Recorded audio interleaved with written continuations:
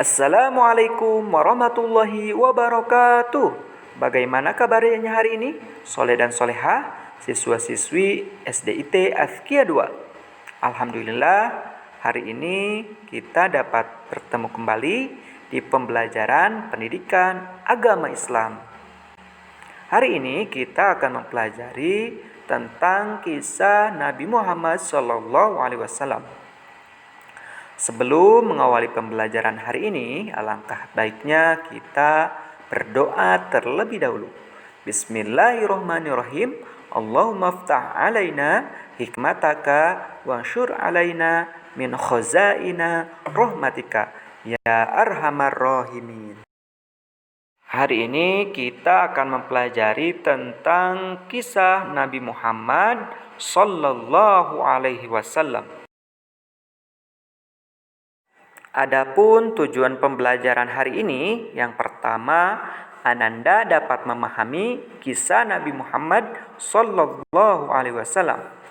Yang kedua, Ananda dapat memahami kisah keteladanan Nabi Muhammad sallallahu alaihi wasallam.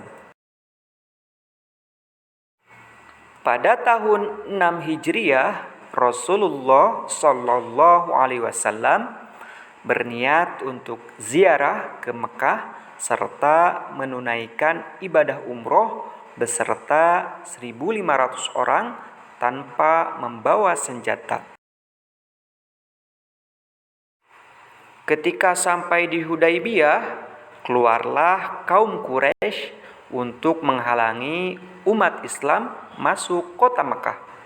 Pada saat itu diadakanlah suatu perjanjian yang disebut Perjanjian Hudaybiyah.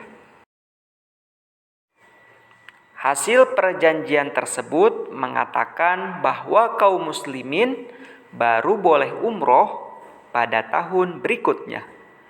Perjanjian tersebut juga memutuskan bahwa diadakan genjatan senjata selama 10 tahun.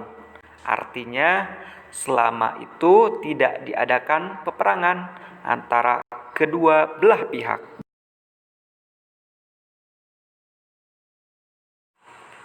Waktu genjatan senjata, Nabi Muhammad SAW memanfaatkan untuk berdakwah kepada raja-raja agar masuk Islam. Rasulullah SAW mengutus para utusan untuk menyampaikan surat kepada raja-raja di sekitar Madinah. Dari dakwah Nabi, ada yang menerima, ada yang menolak. Perdamaian Hudaybiyah dilanggar oleh kaum Quraisy. Oleh karena itu, Nabi Muhammad SAW mengerahkan 10.000 prajurit dan berangkat ke Mekah di bawah pimpinan Khalid bin Walid. Ketika Abu Sufyan melihat banyaknya pasukan muslimin, ia merasa takut dan mulai sadar akan kerasulan Nabi Muhammad SAW.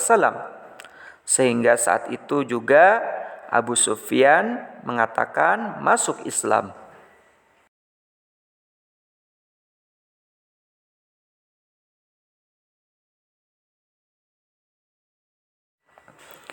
Penaklukan Mekah atau Fatu Mekah terjadi pada 20 Ramadan tahun 8 Hijriah.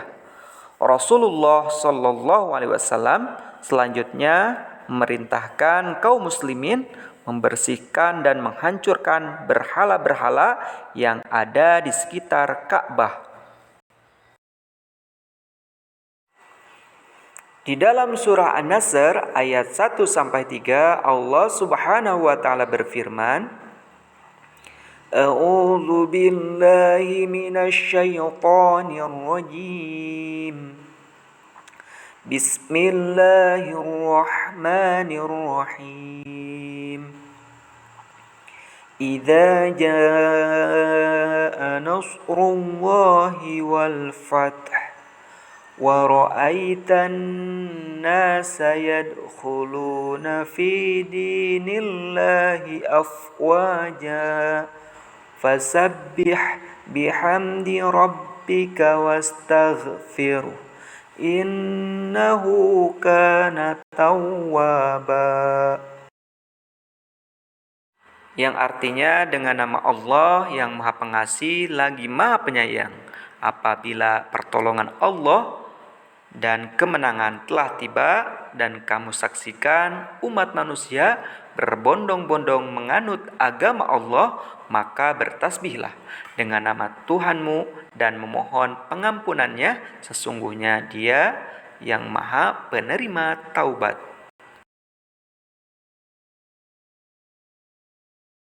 Setelah 2 tahun penaklukan kota Mekah, yaitu pada tahun 10 Hijriah, terjadilah peristiwa Haji Wada, disebut Haji Perpisahan.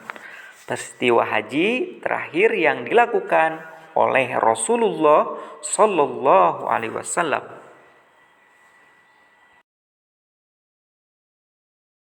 Sekitar 114.000 orang ikut bersama Rasulullah Shallallahu Alaihi Wasallam untuk menunaikan ibadah haji.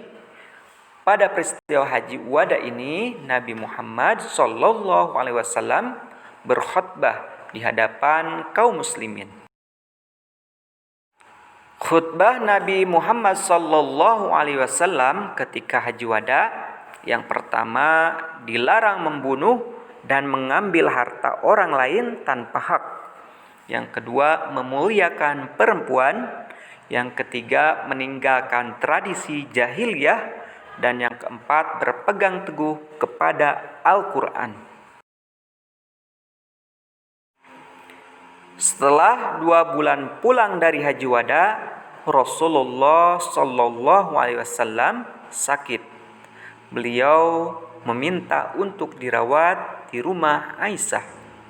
Ketika sakit, beliau menyuruh Abu Bakar radhiyallahu anhu untuk menjadi imam sholat.